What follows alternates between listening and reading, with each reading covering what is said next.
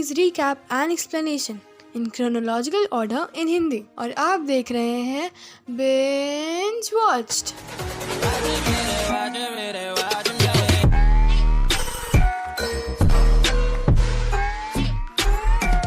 इस वीडियो में आपको हर मार्वल मूवी की 1 मिनट समरी मिल ही जाएगी, वो भी क्रोनोलॉजी में एंड उनकी टाइमलाइन के अनुसार। इस वीडियो में मार्वल की सारी फिल्म्स समझाई जा रही हैं शॉर्ट में। इसके बाद इन सभी मूवीज को डिटेल में एक्सप्लेन करा जाएगा इसी सीक्वेंस में अलग अलग वीडियोस में, और हमारे चैनल पे मार्वल सिनेमैटिक यूनिवर्स की प्लेलिस्ट बना दी जाएगी जिसमें आपको ये सारी वीडियोस सीक्वेंस में मिल जाएगी और आपको ढूंढने में प्रॉब्लम नहीं होगी। वैसे Marvel cinematic universe MCU officially शुरू हुआ था 2008 में अपनी पहली फिल्म आयरन मैन मूवी के साथ। अब चलिए क्रोनोलॉजिकल ऑर्डर में पूरे मार्वल यूनिवर्स को समझते हैं शॉर्ट में। तो शुरुआत होती है captain America the first Avenger. ये मूवी 2011 में रिलीज हुई थी और MCU की 5वीं फिल्म थी, और इसकी कहानी शुरू होती है 1942 में वर्ल्ड वॉर 2 के दौरान। इसमें स्टीव रॉजर्स, जो कि एक कमज़ोर सोल्जर था, एक एक्सपेरिमेंट में शामिल होता है जिसमें उसे सुपर सोल्जर बना दिया जाता है, और फिर उसकी लड़ाई होती है हाइड्रा और उसके लीडर रेड स्कल से। ये फिल्म हमें टेसरैक्ट से भी इंट्रोड्यूस कराती है। इसके बारे में हमें बाद में पता चलता है कि वो एक पावरफुल इन्फिनिटी स्टोन था, एक पावरफुल जेम जो रियलिटी कंट्रोल करता है। सेकेंड फिल्म हमारी लिस्ट में है कैप्टन मार्वल, जो 2019 में आई थी और इसकी कहानी 1995 में चल रही है। इसमें हमें titular hero Carol Danvers AK Captain Marvel दिखती है। इसे धरती पर छोड़ दिया जाता है और फिर ये आगे शेप शिफ्टिंग स्क्रल एलियंस का हंट करती है और इसकी ज़िंदगी पूरी तरह बदल जाती है जब ये टीम अप करती है निक फ्यूरी, एक शील्ड एजेंट के साथ। इसके बाद आती है आयरन मैन, जो कि साल 2010 में चल रही है, और ये पूरी कहानी है genius inventor playboy Tony Stark के बारे में। फिल्म में टोनी को एक टेररिस्ट ऑर्गेनाइजेशन पकड़ लेती है जिसका लीडर लेटेस्ट वेपन सिस्टम जो कि टोनी ने डिजाइन करा है वो चाहता है, लेकिन टोनी उसकी गिरफ्त में रहकर ही कुछ और भी ज्यादा पावरफुल चीज डिजाइन कर लेता है, जो थी फर्स्ट आयरन मैन सूट। फिर आयरन मैन 2 की कहानी वहां से शुरू होती है जहां आयरन मैन 1 की खत्म हुई थी। इस फिल्म में दुनिया को पता चलता है कि आयरन मैन के पीछे जो आदमी है वो टोनी स्टार्क ही है। गवर्नमेंट उसके सूट के पीछे की टेक्नोलॉजी जानना चाहती है, लेकिन टोनी वो बताने से मना कर देता है।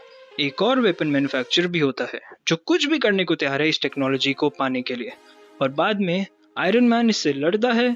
इस फिल्म में 2 और एवेंजर्स ब्लैक विडो और वॉर मशीन को भी इंट्रोड्यूस कराया जाता है। फिर आती है द इनक्रेडिबल हल्क, जिसमें हमें इंट्रोड्यूस कराया जाता है ब्रूस बैनर से, जो कि भाग रहा होता है जनरल रॉस और US मिलिट्री से। रॉस को रियलाइज़ होता है कि वो कभी हल्क को कंट्रोल या पकड़ नहीं पाएंगे, इसीलिए वो अपना खुद का एक हल्क का वर्जन बनाता है, पर जल्द ही वो भी कंट्रोल खो देता है। फिर फाइनली द हल्क की जीत होती है इस वर्जन को हराकर। और फिर आती है थॉर मूवी, जो आगे आने वाले अवेंजर्स मूवी से 6 महीने पहले के इवेंट्स पर फोकस कर रही है। थॉर, जो कि लाइटनिंग के गॉड हैं, उन्हें उन्हीं के पिता ओडिन ने आसगार्ड से निकाल दिया था थॉर के भाई लोकाई की साजिश की वजह से। अब अपनी पावर्स को वापस पाने और अपने हैमर को कंट्रोल करने के लिए उन्हें अपने आप को वर्दी प्रूफ करना पड़ेगा। फिर थॉर की मुलाकात होती है अर्थ की एक फीमेल साइंटिस्ट से, जो सब ठीक करने में उनका साथ देती है, इससे पहले कि लोकाई पूरे आसगार्ड पर अपना कब्जा जमा ले। फिर आती है दी एवेंजर्स, जो कि चल रही है साल 2012 में, जिसमें सारे मेन सुपर हीरोज को साथ में दिखाया गया है। अब बड़ा चैलेंज तो उन्हें यूनाइट करने का था, आखिर कैसे उन्हें साथ में काम करने पर मजबूर किया जाए। तो ये काम करता है टेसरैक्ट, लॉकी की शक्ति और न्यूयॉर्क पर एक एलियन इन्वेजन की कंबाइंड पावर, और आखिरकार इन सब सुपर हीरोज को दोस्त बना देती है, जिंदगी में भी और जंग में भी। अब आती है आयरन मैन 3, जो एवेंजर्स मूवी में न्यूयॉर्क में हुई वॉर के 6 महीने के बाद की टाइमलाइन पर चल रही है, जिसमें टोनी स्टार्क उस वॉर की इवेंट्स की यादों के साथ डील करने की कोशिश करता है। एक ऐसी जंग जिसने उसे लगभग मार ही दिया था। इस जंग की यादों ने उसे मजबूर कर दिया था आयरन मैन सूट्स की आर्मी बनाने के लिए, ताकि वो हर मुश्किल के लिए तैयार रहे। फिर आती है थॉर डार्क वर्ल्ड। इस मूवी में थॉर आसगर्ड वापस जाते हैं लोकाई द्वारा लीड करेगा इन्वेजन के बाद। इसके दौरान वहाँ कुछ एंशियंट डार्क एल्व्स आ जाते हैं। उन्हें पहले भी थॉर के ग्रैंडफादर हरा चुके थे और डार्क एल्व्स को लुप्त यानी एक्सटिंक्ट माना जा चुका था। अब ये वापस आ चुके हैं और ये काफ़ी पावरफुल वेपन ईथर के पीछे होते हैं, जो कि बाद में पता लगता है कि वो एक इन्फिनिटी स्टोन है, कैप्टन अमेरिका विंटर सोल्जर। अब इसमें कैप्टन अमेरिका जो अवेंजर्स की लड़ाई के बाद एक स्पेशल एजेंसी शील्ड के साथ काम करता है, पर वो शील्ड के प्लान जानने के बाद अपने इस डिसीजन को क्वेश्चन करता है। वहीं दूसरी तरफ उसका क्लोजेस्ट फ्रेंड और उसका नाम था विंटर सोल्जर। इस फिल्म में हमें एक और अवेंजर द फैल्कन से भी इंट्रोड्यूस करा जाता है। अब गार्जियंस ऑफ द गैलेक्सी जो कि चल रही है साल 2014 में। इसमें Peter quill AKA star Lord जो कि एक इन्फिनिटी स्टोन को पाता है जो एक एलियन वर्ल्ड के खंडर में छुपा होता है। समय के खिलाफ दौड़ में वो भारी दुनिया के लोगों के साथ एक रैगटैग ग्रुप बनाता है जिसमें एक बोलने वाला रकून, एक बोलने वाला पेड़ जिसका नाम ग्रूट था और कुछ और लोग भी थे। ये सब मिलके रोनन द एक्यूजर को रोकते हैं जो इन्फिनिटी स्टोन को पाना चाहता है। फिर आती है guardians of the Galaxy volume 2 जिसकी कहानी guardians of the Galaxy volume 1 के कुछ महीने बाद ही चलती है। इस फिल्म में पीटर क्विल गामोरा से प्यार कर बैठता है और उसे फोर्स करा जाता है अपने अतीत के रहस्य को कन्फ्रंट करने के लिए, जब ये फेस टू फेस आता है एक गॉड लाइक एंटिटी के जिसे जाना जाता है ईगो के नाम से। फिर कहानी शिफ्ट होती है अवेंजर्स एज ऑफ अल्ट्रॉन पर जो 2015 में चल रही है। इस मूवी में हम देखते हैं कि सारे अवेंजर्स एक साथ होकर आयरन मैन और ब्रूस बैनर की गलती the AI known as Ultron का सामना करते हैं। अगर एक भी रोबोटिक वर्जन रह गया अल्ट्रॉन का तो वो जंग जारी रख सकता है अवेंजर्स के खिलाफ। इस मूवी में हमें काफ़ी नए अवेंजर्स से इंट्रोड्यूस कराया जाता है जो है Scarlet Witch, Quicksilver and vision. फिर आती है एंटमैन जो 2015 में ही चल रही है और इसमें भी हमें दिखाया जाता है 1989 में एक साइंटिस्ट हैंक पाइम को जो रिज़ाइन कर देता है शील्ड से जब उसे पता लगता है कि वो लोग कोशिश कर रहे हैं उसकी एंटमैन श्रिंकिंग टेक्नोलॉजी को रेप्लिकेट करने की। और फिर इसमें एक चोर स्कॉट लैंग को दिखाया जाता है जो जेल से निकलता ही है और एक घर में चोरी करता है और इससे जो वहाँ मिलता है उसे लगता है कि वो पुराना मोटरसाइकिल सूट है, पर वो गलती से उस सूट को पहनकर अपने आप को श्रिंक कर लेता है एक इंसेक्ट के साइज़ में और बाद में हैंक पाइम ही उसे वो सूट यूज़ करने में मदद करता है और पाइम की फॉर्मल प्रोडिजी ने इस सूट को रिक्रिएट कर दिया था एक येलो जैकेट सूट के रूप में और फिर एंटमैन उसे यूज़ करता है लड़ने में। फिर आती है कैप्टन अमेरिका सिविल वॉर। हालांकि है ये कैप्टन अमेरिका की मूवी पर इसमें हर एक एवेंजर को दिखाया गया है और साथ ही में 2 एडिशनल कैरेक्टर्स भी दिखाए गए हैं जो कि हैं ब्लैक पैंथर और स्पाइडरमैन। बदकिस्मती से इस मूवी में एवेंजर्स स्प्लिट हो गए हैं टीम आयरन मैन और टीम कैप्टन अमेरिका में, क्योंकि कैप्टन अमेरिका को अपने फ्रेंड बकी बार्न्स उर्फ विंटर सोल्जर को बचाना है जो कि UN में हुए एक सेशन की बॉम्बिंग का जिम्मेदार है।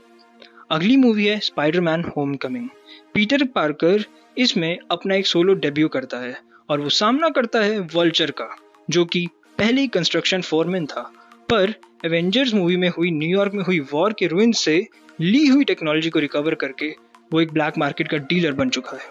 और इस सब के साथ साथ पीटर पार्कर को उन प्रॉब्लम से भी गुजरना होता है जो एक टीनेजर फ्रेशमैन को आती है अपने हाई स्कूल के इनिशियल स्टेजेस में। कहानी आगे बढ़ती है एक नए एवेंजर डॉक्टर स्ट्रेंज पर जो 2016 में चल रही है।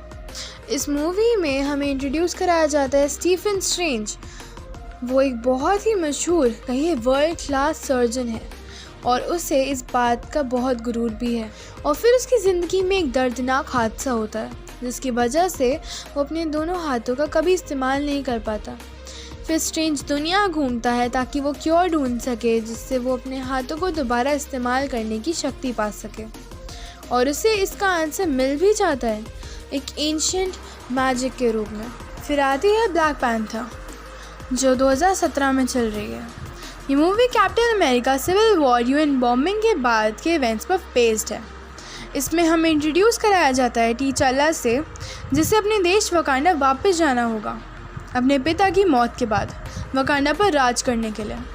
उसे भी वकांडा को फिर से आइसोलेटेड रखना पड़ेगा, जिससे वो आज तक सेफ रहा है।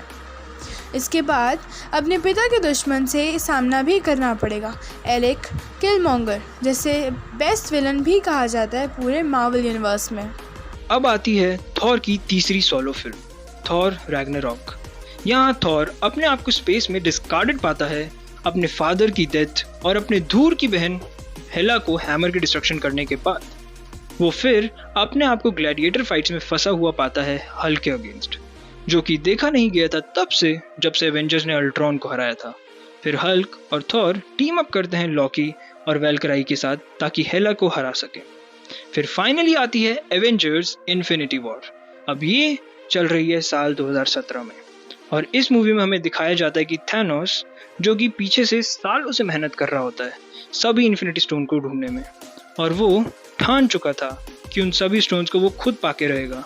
सिर्फ एक चीज जो उसके रास्ते में कांटा बन रही थी वो थी टीम एवेंजर्स। और थैनोस उन सभी स्टोन्स की पावर इसलिए लेना चाहता था क्योंकि वो इस यूनिवर्स में पाए जाने वाली सभी जिंदगियों में से आधी जिंदगियों को मिटा देना चाहता था। इसके बाद आती है एंटमैन एंड द वास्प। इस फिल्म की टाइमलाइन सही से बताई नहीं गई है, लेकिन इन्फिनिटी वॉर और आने वाले एवेंजर्स एंड गेम की टाइमलाइंस के बीचों बीच ये मस्त फिट होती है। इसमें हमें दिखाया जाता है कि स्कॉट लैंग वापस आ चुका है, पर उसे हाउस अरेस्ट में रखा गया है। अगर हम उसके रोल को फॉलो करें सिविल वॉर मूवी में, जिसमें वो कैप्टन अमेरिका के अलॉन्ग साइड दिखाया गया है, फिल्म में आगे दिखाया जाता है कि लैंग को हंक पाइम और उसकी बेटी ने पराया कर दिया था, पर वो ना चाहते हुए भी उनकी मदद करने के लिए मान जाता है, इस उम्मीद में कि पाइम होप की मदर को रिट्रीव कर सकेगा क्वांटम रेल्म से। इसके पोस्ट क्रेडिट्स में हमें इन्फिनिटी वॉर के आगे के कुछ इवेंट्स दिखाए जाते हैं। अब बात करते हैं 9 जून 2021 को आने वाली फिल्म ब्लैक विडो की। ये मूवी फोकस करेगी ब्लैक विडो यानी नताशा रोमानोफ के ऊपर, उसकी ज़िंदगी के ऐसे पीरियड में जहां वो एग्जाइल में है। ये मूवी के events Captain America Civil War के बाद की टाइमलाइन पर चल रहे हैं, पर इन्फिनिटी वॉर और थैनोस की चुटकी के टाइमलाइन से पहले। ये मूवी को एक प्रीक्वल की तरह बनाया गया है ताकि ब्लैक विडो को बैकग्राउंड से समझा जा सके। और फिर आती है द मोस्ट अवेटेड फिल्म, जो है 2019 की एवेंजर्स एंड गेम। ये शुरू होती है साल 2017 में और ख़त्म होती है साल 2022 में। हमें दिखाया जाता है कि थैनोस ने इस ब्रह्मांड से आधी जिंदगियों को गायब कर दिया है और एवेंजर्स कोशिश पर कोशिश कर रहे हैं चीज़ों को ठीक करने की। 5 साल बीतते हैं और इन्हें एक चांस मिलता है इस सारी बर्बादी को अंडो करने का, पर इससे पहले ये हो सके उससे पहले कैप्टन अमेरिका और टोनी स्टार्क को शांत होना पड़ेगा और रीयूनाइट करना होगा द एवेंजर्स को एक आखिरी बार। ये करने में वो सफल होते हैं और द एवेंजर्स मिलके थैनोस का सामना करती है और जीत एवेंजर्स के हाथ लगती है, पर इसके साथ उन्हें कई एवेंजर्स की जिंदगियां हारनी पड़ती है और उसमें से द फेवरेट आयरन मैन का भी एंड हो जाता है। फिर आती है मार्वल की पहली सीरीज़ वांडा विजन। ये सीरीज़ फोकस करती है वांडा मैक्सिमॉफ पर, जिसने अपने भाई को अवेंजर्स एज ऑफ अल्ट्रॉन के इवेंट्स के दौरान खो दिया था। उसे फाइनली विजन से प्यार हो जाता है, पर उसे फोर्स करा जाता है विजन को मारने के लिए ताकि वो थैनोस को रोक सके माइंड स्टोन लेने से। अभी सीरीज़ फोकस करती है वांडा की लाइफ पर, जिसमें वो एक छोटे शहर न्यू जर्सी में आ जाती है, और ये सीरीज़ एंड गेम के 3 हफ्ते बाद चल रही है, when everyone who was snapped in it is brought back to life. फिर आती है मार्वल की दूसरी series the Falcon and the Winter Soldier, जो कि एंड गेम के 6 महीने के बाद की टाइमलाइन पे चल रही है, जिसमें हम देखते हैं सैम विल्सन उर्फ द फैल्कन को और बकी बैंस उर्फ विंटर सोल्जर को, जो टीम अप करते हैं ताकि एक नई खतरनाक ऑर्गेनाइजेशन जिसका नाम है फ्लैग स्मैशर्स उसे हरा सकें, क्योंकि उस ऑर्गेनाइजेशन को ठीक वैसा ही सुपर सोल्जर सिरम मिल गया था जिसने उनके फॉर्मर फ्रेंड स्टीव रॉजर्स को कैप्टन अमेरिका में बदल दिया था। इसी के साथ उन्हें डील करना पड़ता है गवर्नमेंट की हैंड पिक चॉइस पर, जिसमें वो नया कैप्टन अमेरिका एक यूएस एजेंट जॉन वॉकर को बना देते हैं। एंड फिर आती है अब तक रिलीज हुई मूवीज में आखिरी movie Spiderman far from home. ये एंड गेम के 8 महीने बाद चल रही है। स्पाइडरमैन फार फ्रॉम होम जो कि 2019 की मूवी है, इस मूवी में हम देखते हैं कि पीटर का स्कूल का ईयर ख़त्म हो जाता है 2024 में और पीटर पार्कर यूरोप जाता है एक फील्ड ट्रिप के लिए, पर वो सरप्राइज हो जाता है निक फ्यूरी और मिस्टीरियो को देखकर, जो कि उसकी मदद करना चाहते थे दुश्मनों के खिलाफ लड़ने के लिए, जिनका नाम था एलिमेंटल्स। और ये थी आज तक रिलीज हुई सभी मार्वल मूवीज की 1 मिनट समरी क्रोनोलॉजिकल ऑर्डर में। एंड लाइक वी सेड, इस वीडियो के बाद इन सभी मार्वल मूवीज को डिटेल में एक्सप्लेन करा जाए और हमारे चैनल पे मार्वल सिनेमैटिक यूनिवर्स की प्लेलिस्ट बना दी जाएगी और आपको ढूंढने में प्रॉब्लम नहीं होगी। एंड हाँ, मुझे उम्मीद है आपको लाइक, सब्सक्राइब और शेयर का बटन ढूंढने में भी प्रॉब्लम नहीं होगी। With that said, signing off, keep watching, binge watched.